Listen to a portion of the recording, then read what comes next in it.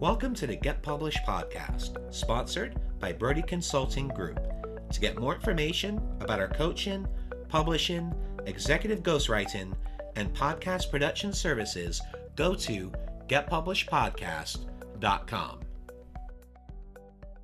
Hello, I am Paul Brodie, and thank you for joining us for another episode of the Get Published podcast, where we help authors get published with a proven system that works. Today, we're being joined by Aishah Iqbal, author of The Single Mom Ain't No Punk. Aishah, welcome to the show. Thank you so much, Paul. So excited to be here. Did I pronounce your name correctly? You did. You came close enough. It's All right. Aishah Iqbal. Got it. Well, we are thrilled to have you on the show today. Are you ready to get started? I am. All right. Question number 1. What is the one piece of advice that you would give to a first-time author who is currently writing their book? Well, Paul, this was something very important for me, being a first-time author myself, and a piece of advice I continuously gave to myself during the process, which was, don't forget why I started.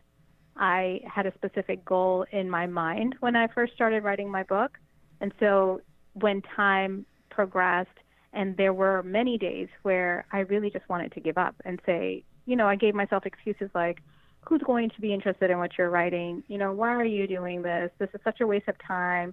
You're a new mom. You should be spending this time with your daughter. All of these excuses went through my head. But then I would check myself and say, listen, you started this for a reason. Now keep going.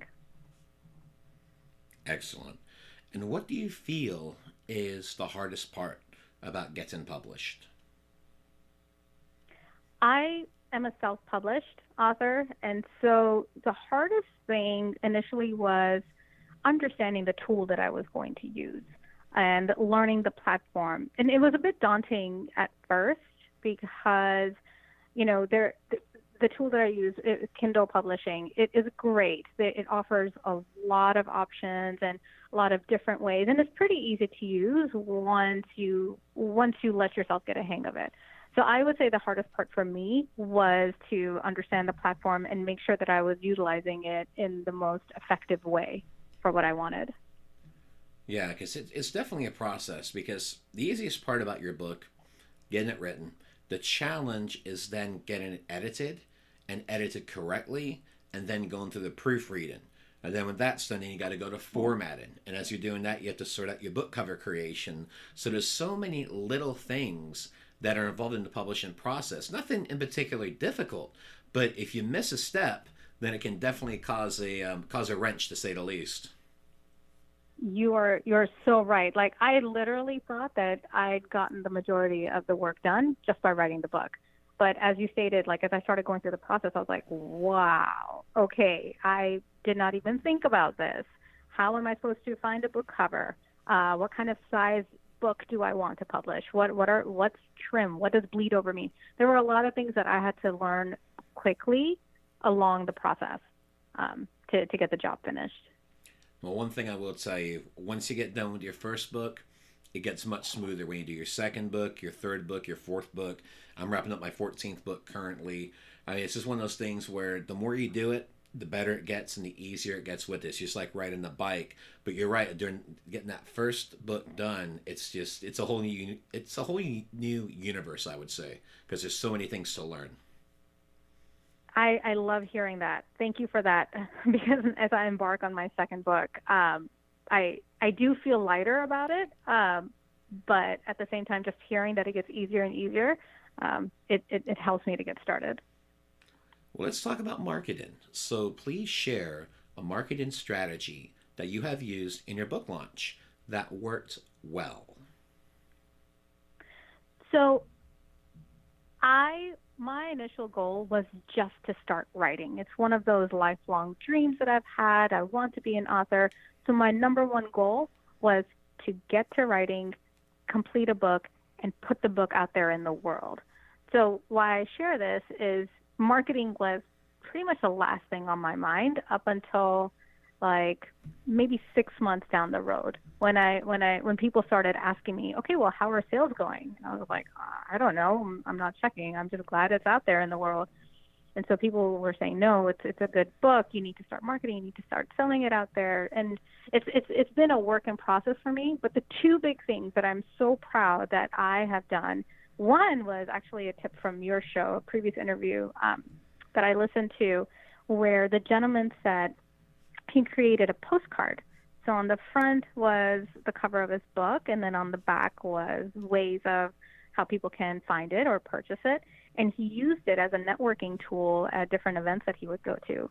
So in November, I attended a TED Women conference in Palm Springs, and as part of my networking tool, I created this postcard where on the front was a lovely picture of my book, the cover of my book, and on the back in two different frames, one was kind of a picture of me with information more about me and who I am, and then also this nonprofit that I am supporting. So that was an all-in-one way of people to pretty much know who I am. So a lot more effective than just a business card. So that actually got a lot of really good. I got a lot of good feedback from it. So anytime I handed it out to someone, they were like, "Oh, this is cool," and it would engage us in deeper conversation.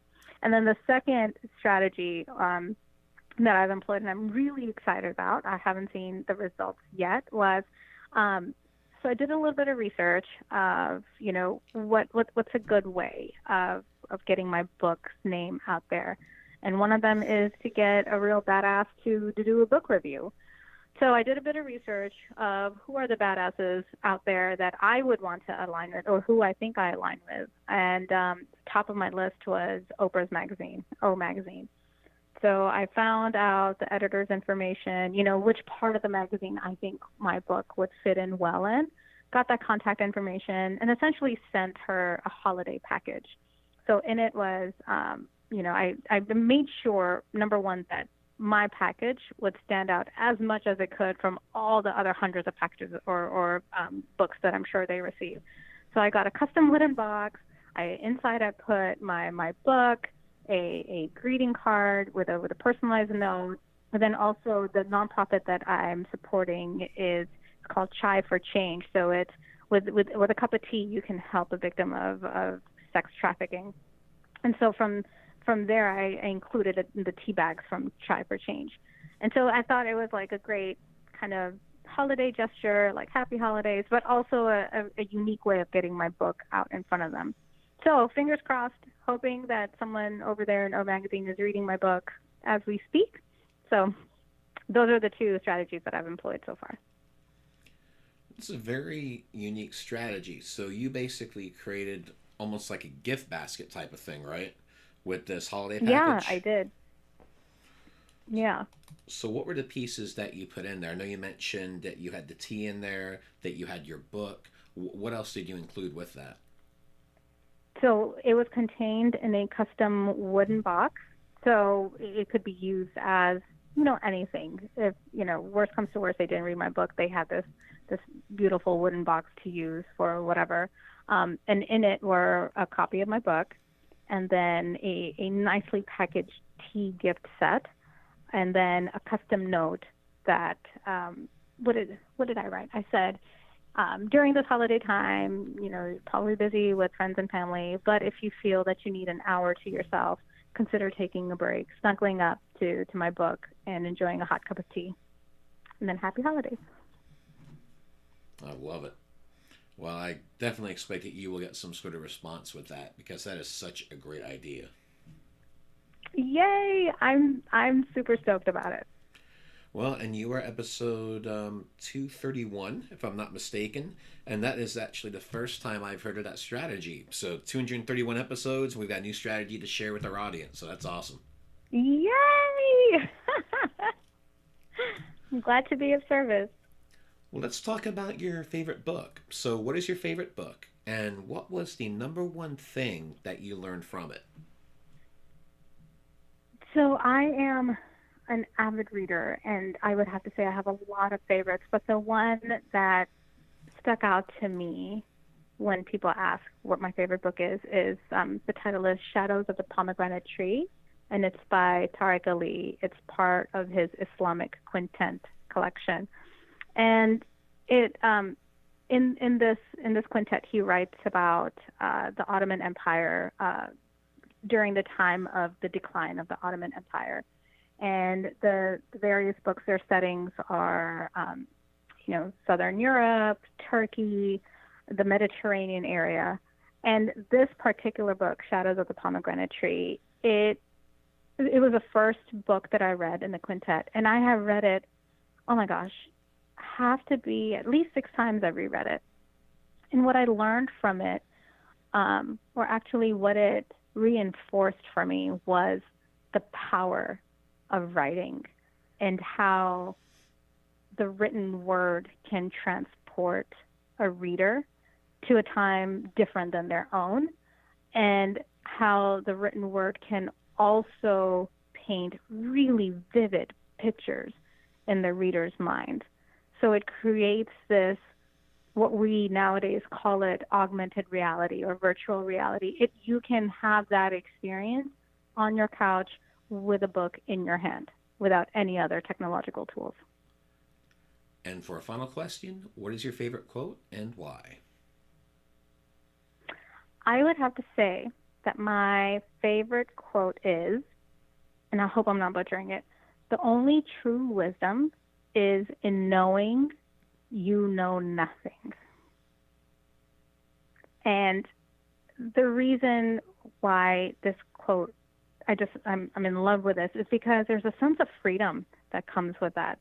We are, we spend every day, the majority of us, feeling that we need to know so much, that we need to be experts in many things, not just to only boost our own confidence, but then also to create some gravitas around us, for the people around us, so they think of us in a certain way. But what this quote does, it almost tells you to, have some grace. It's okay to not know everything. It's actually great to not know everything. It gives you that sense of freedom to ask questions. And in my line of work, in the corporate world, sometimes it feels that asking questions can make it seem like you're dumb, or you don't know enough, that you don't know something that you should. But this gives me that freedom, that it's okay that I don't know everything, and it gives me the opportunity to learn more. And learning is really where the true power is. Well, I want to thank you for being a guest on our show today. What is the best way for people to find you online? Sure. There are a few ways. I'm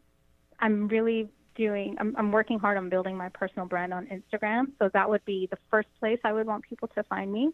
And my handle is Aishah Iqbal, so no spaces, AISHAHIQBAL. And then I'm also blogging on Medium, and you can find me at Aishah529. And then lastly, just for kind of a one-stop shop of who I am professionally and my educational background, and then also the links to these various areas like my book and my blogs and my Instagram, you can always find me on Instagram. So it's Aishah and then last name, Iqbal. Aishah, I want to thank you once again for being on the show, and I wish you all the best in your author journey ahead. Paul, thank you so much for this opportunity, and I look forward to my future path down the road as well. Thanks again for joining us today. To learn more about how you can be featured in our brand new Get Published business book, go to getpublishedpodcast.com.